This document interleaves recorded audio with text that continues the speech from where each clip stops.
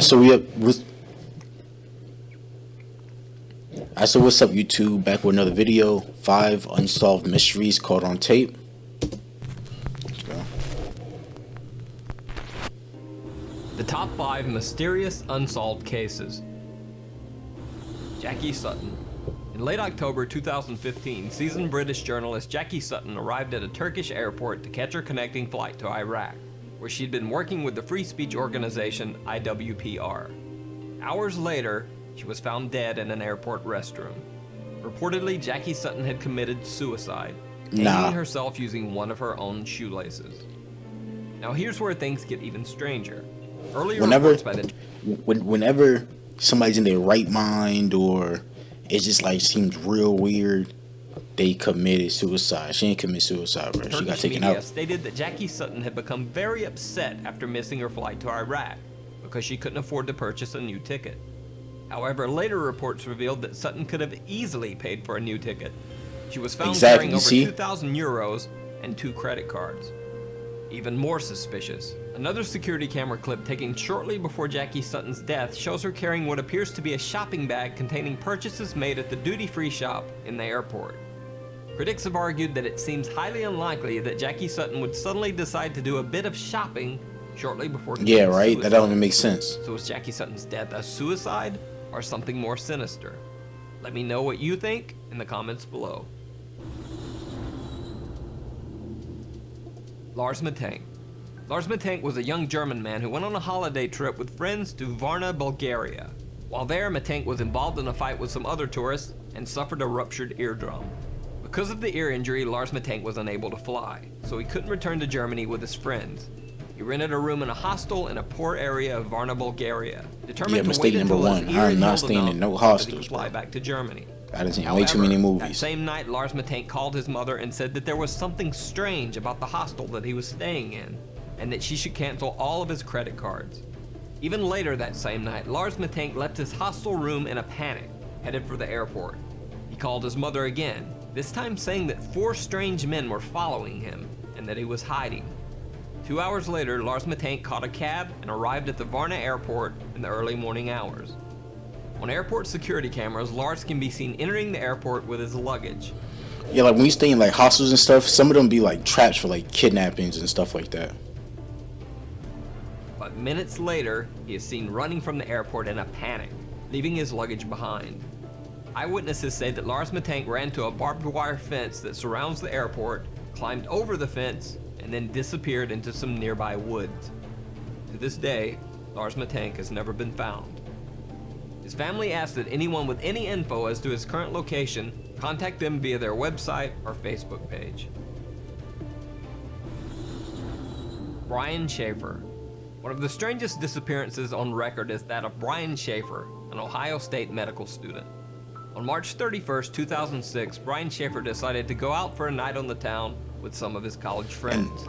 They met let's go back to them via their website. When it comes to like CCTVs and like all those like overseas video cameras that they have on the streets and stuff like that, how did they, and you were in the airport, how didn't you get any footage of him being chased? Like, who was chasing him? You just have footage of him running and then, Our Facebook page.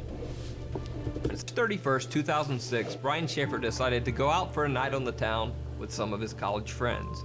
They met at the Ugly Tuna Saloona, an upstairs bar at Ohio State's Ugly Tuna Saloona. Brian can be seen arriving at the bar with his 2 friends. I'm not gonna lie, that's a dumbass name, but it sounds catchy as hell though. Ugly Tuna Saloona. Around 10 they could have just Brian named it Tuna his Saloona or something. Girlfriend, with whom he had planned a spring break getaway to Miami a few days later. Brian told her that he loved her and would see her soon. Brian's girlfriend said that the call was nothing out of the ordinary. Later, Brian Shaffer is seen again on security camera near the escalators, talking to 2 girls. He seems to say goodbye and then heads back into the bar. Brian Shaffer was never seen again. Security cameras covering the only exits of the Ugly Tuna Saloona bar do not show Brian Shaffer ever leaving. The only possible other exit would have been through an area of the bar that was under heavy construction at the time and closed off to the public. However, even if Shaffer had left through the construction area, there are multiple other security cameras in the bar's vicinity.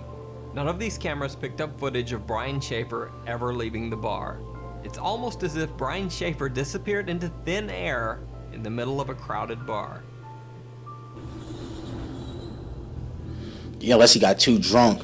Alan Gill. Unless he got like too drunk and then somebody lured him to the back where it's doing construction. I mean, that's the only thing that makes sense. And like, probably killed him there, left him there, hired him somewhere or something.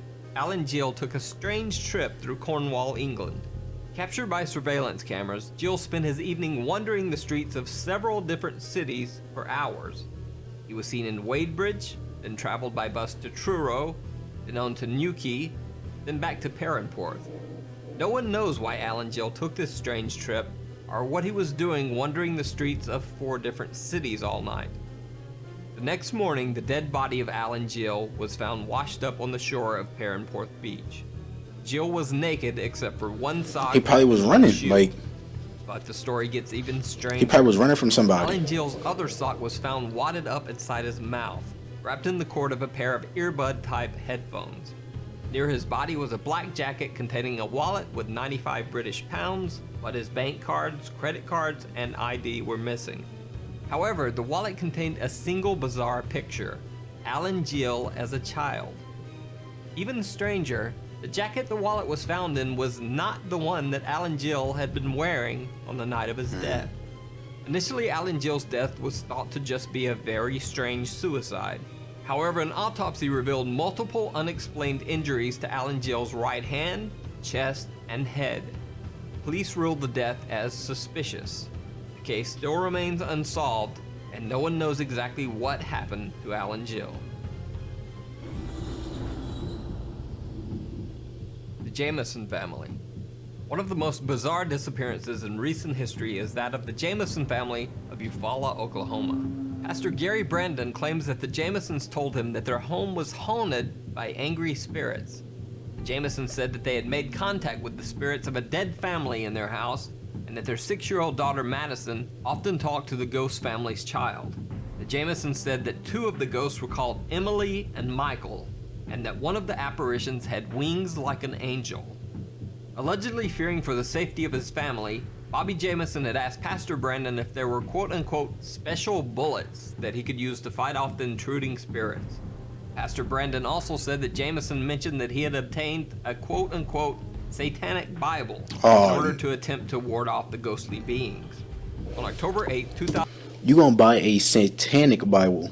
Not a regular Bible. You're going to buy a satanic Bible to ward off evil spirits. 2009, the Jamison family loaded their pickup truck for a trip. It can be seen on their own front yard security camera moving things from their house to their truck. Bizarrely, the family seems to be in some sort of daze or trance-like state, making dozens of trips back and forth from the house to the truck, but never talking to each other once. After loading the truck, the Jamisons pulled out of the driveway and were never seen alive again. 8 days later, the Jamisons' pickup truck was found by the side of the road. Locked inside the truck were the Jamisons' wallets and IDs, their cell phones, and $32,000 cash. Also locked inside the truck was the family's small dog, which was nearly dead from starvation. A massive statewide search was launched for the family over the next 8 months, but nothing was found.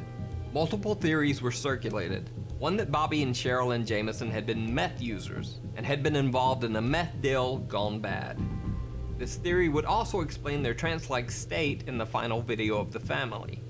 However, why would the money still be there, though? No evidence of drug use was found when police searched the Jamison family home. 4 years after the Jamison drug deal went bad, family's somebody would have took the money. Deer hunters stumbled across some skeletal remains in a remote area of the Eufaula Mountains, less than 3 miles from where the Jamisons' truck had been found. The bodies were forensically identified as the remains of the Jamison family. However, the bodies were so badly decomposed that no cause of death could be determined. The reason for the Jamison family's strange behavior and the cause of their death remains a mystery to this day. Nah, bro, that's crazy. Like, if you're ever traveling outside the country, always go with people that you know, you feel comfortable with, your friends you knew for a long time to like watch it back and stuff like that. When you travel out of the country, they typically don't go after 2 people. It's always one person that always seems alone, whatever case may be. Yo, you got to be smart. But yeah, that's it for that video.